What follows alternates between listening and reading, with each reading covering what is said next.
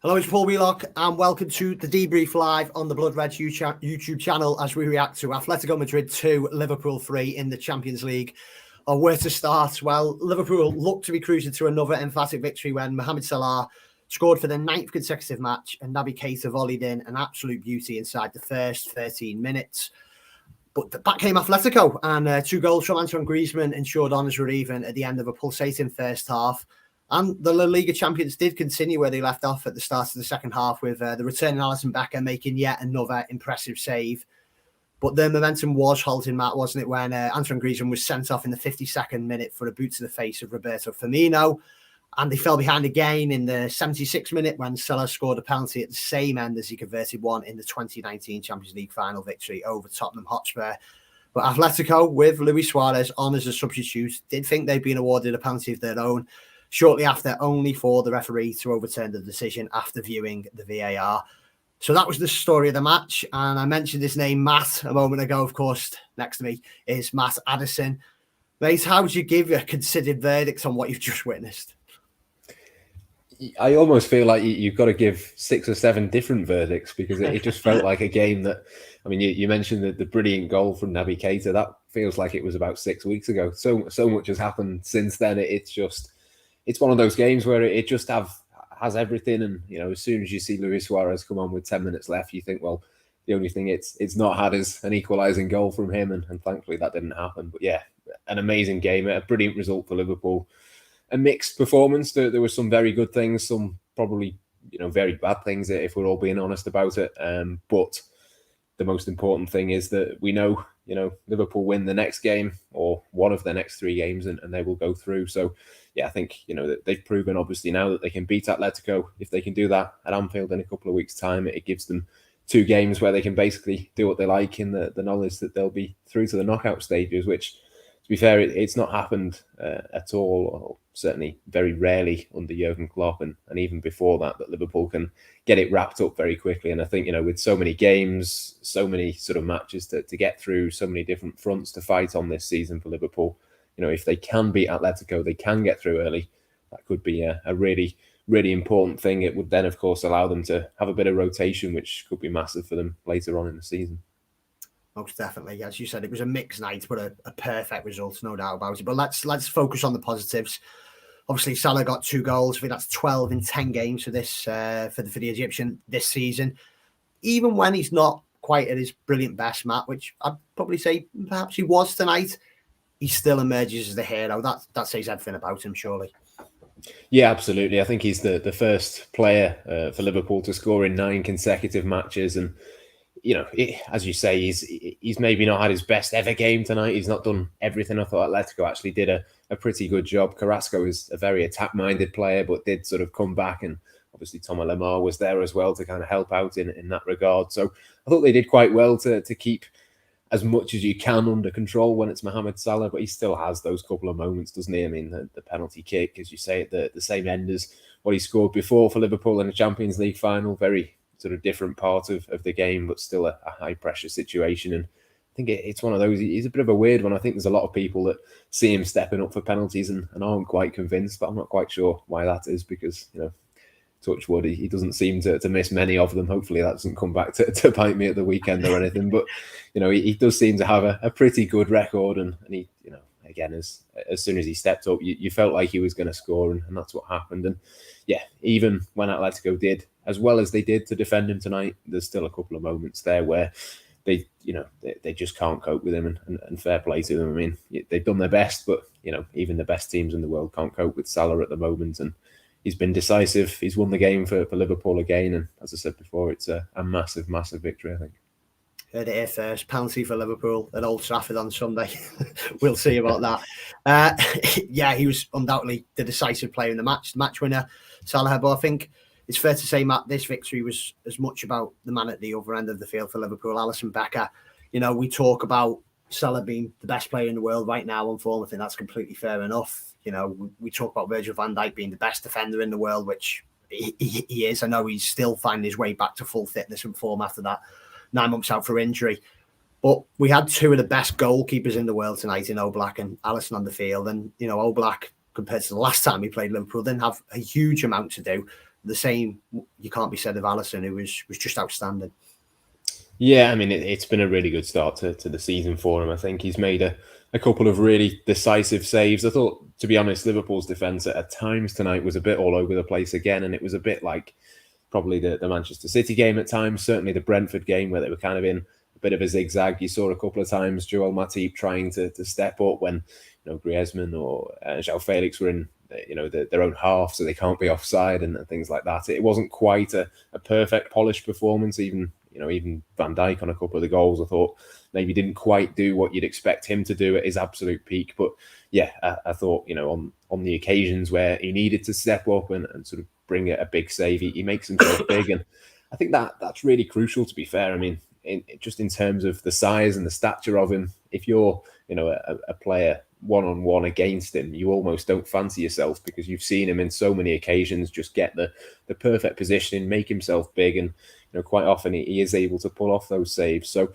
yeah, he couldn't do much with the goals. The defence didn't possibly help him in a couple of different ways in terms of those, but there was a couple of big saves, a couple of big one-on-ones, and it could have been very different. I thought Liverpool started really well, but probably by half-time we're probably quite fortunate to be level in the game. So yeah, much of that was down to Alisson Becker, and yeah, I thought you're right, to be fair. I think Oblak is obviously one of the other contenders for the best goalkeeper in the world, but I thought for me probably Alisson was Liverpool's best player tonight.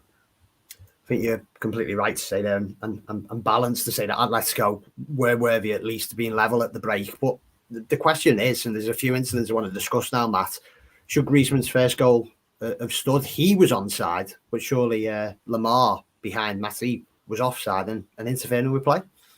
Yeah, they seem to check it for a long time, and for me, he should have been given offside. It's one of those where you kind of feel Liverpool can't massively complain, given the one at the weekend where I think it was Cathcart who played the ball back when Mohamed Salah was in an offside position behind him, and I know by the letter of the law, Mohamed Salah wasn't doing anything wrong, but probably it was one of those that common sense should suggest that maybe that goal should have been chalked off on Saturday lunchtime. And today it kind of went the other way for Liverpool. I think there's no doubt about it in my mind that Matip at the very least makes a better attempt to make that clearance if Lamar isn't stood in an offside position in front of him, and by the definition of that is interfering with play. And yeah, I mean, there's even an argument that Alisson could get across potentially if Lamar isn't there, but certainly Matip would have been in the best position for that. So yeah, I'm surprised they didn't give that, especially given that they looked at it for such a long time. I don't know exactly how long it was. It probably felt a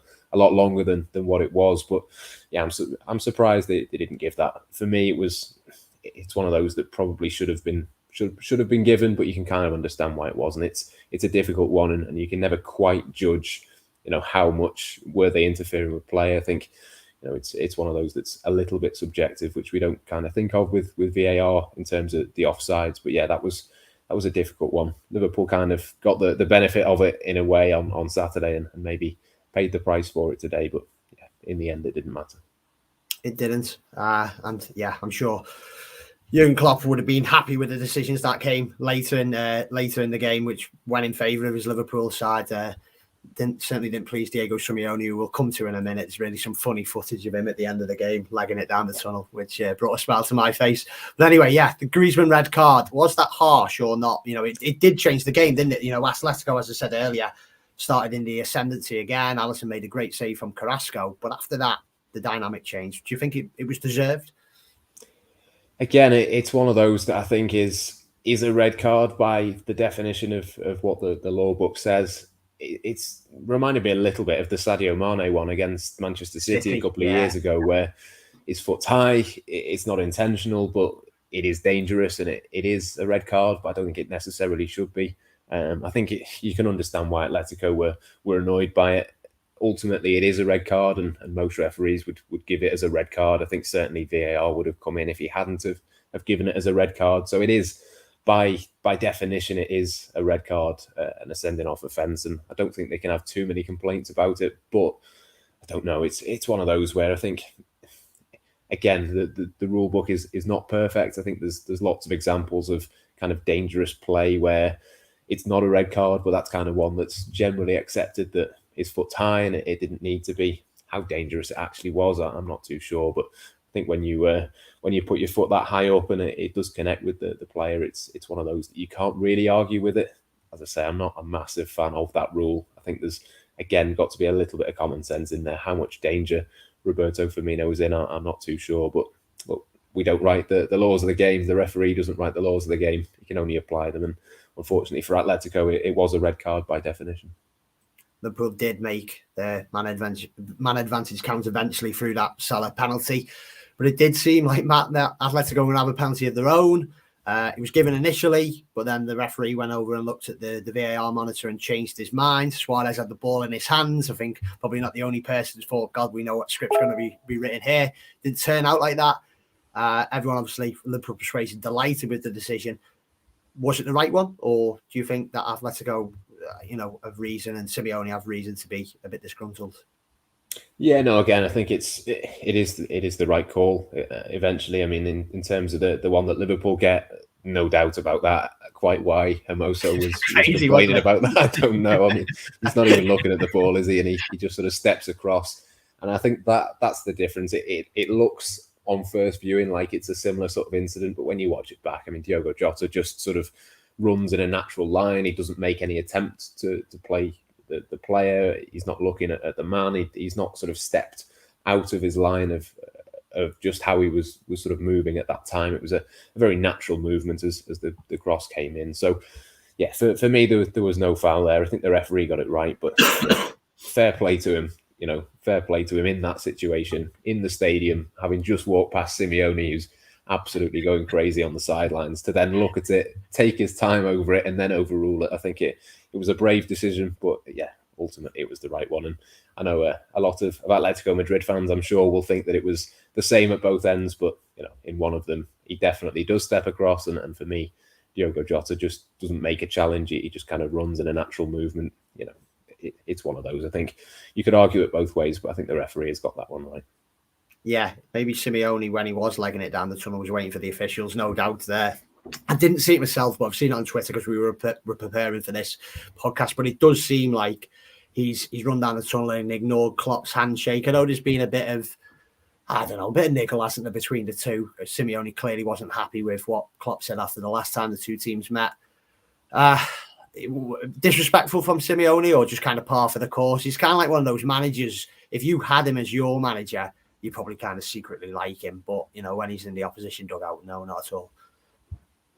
Yeah, I'm not that bothered about it, to be honest. It's one of those things. I mean, he's jumping up and down, running up and down the pitch all game. He's one of those people that is very emotional. In some ways, is very similar to Jurgen Klopp in that regard. I think there's been times, probably earlier on in his career, to be fair, that Klopp probably stepped over the line. Hasn't done it so much recently, but yeah, look, it's one of those things. I think, even to be honest, the sort of comments in terms of in the build up to the game that he was asked about, it was kind of a little bit more was made of it than maybe what it was. I think Jurgen Klopp said it himself. The comments that he made in the last time that these two teams met were purely in the immediate aftermath of the game. He was frustrated. He kind of said a few things that he maybe regretted, and I think if you asked him again, he would have a very different opinion and a very different way of saying it, at the very least. I know he obviously said he was not a massive fan of the way that Atletico play and the things that they do, and that's fine. But I don't think it was necessarily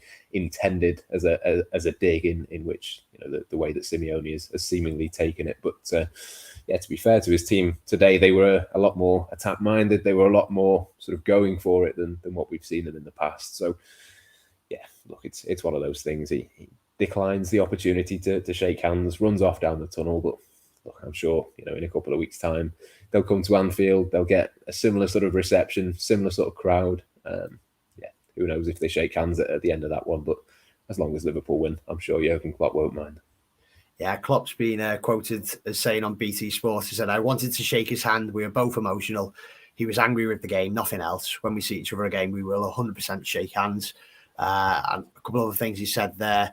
I think he's called it an ugly or a dirty win. How we win these type of games, I couldn't care less. And he's absolutely spot on, Matt, isn't he? Because you look at that table now, 9 points from 9, 5 points clear of Atletico and Porto. Porto must have beat AC Milan tonight, who were bottom with 0 points. And as you rightly said, victory over Atletico Madrid in 2 weeks' time at Anfield, and it's done and dusted, qualification through to the last 16. And as you touched on earlier, but just to expand on before we finish, that could have huge ramifications for the Premier League title hopes of this Liverpool side, couldn't it? Because if you can go into those final 2 games with Porto and Milan knowing you're through, most likely top, it's massive, isn't it? Absolutely massive. Yeah, it's huge, and it's a luxury that you probably wouldn't have expected to have, given the group that Liverpool had. You thought it might go down to the wire. I think they go to the San Siro on the final match day, and you're thinking, that could be a difficult place to go if they need to go there and win. But just to take that pressure off themselves, I think would be absolutely massive. And like Jurgen Klopp said, it's an ugly win today. There's still performances that I think need to improve. I thought, to be fair, Naby Keita had a brilliant first 20 minutes on the ball. He looked brilliant. Then he scores the goal, and you're thinking, it's all going well for him. And then there's a couple of bits of lapses of concentration for the goals. Jordan Henderson, I think, has not quite been at it for the last couple of games, but again, didn't have a perfect performance. There's still things that Liverpool need to improve. Again, Sadio Mane, we've talked about him, not maybe playing at his absolute best, still getting the goals, but maybe not playing perfectly. Diogo Jota as well, maybe hasn't been perfect, but Liverpool have got the job done. And as long as, they get 1 win out of the next 3, they'll be through. And I think it's important to say as well that it doesn't particularly matter, I don't think, whether you finish first or second, because there's, certain teams in other groups. Obviously, if you finish second, you play a team that finishes first, but there's going to be a lot of very good teams that finish second in their group. So whether you finish first or second, it's not going to make a huge amount of difference in terms of the knockout stages.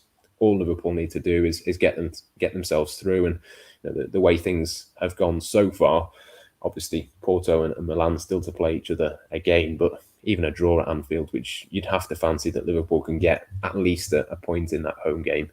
If they do that, they're in a brilliant position. And even if they have to sort of draw with Madrid and then win the next game after that, which would be Porto, won't it?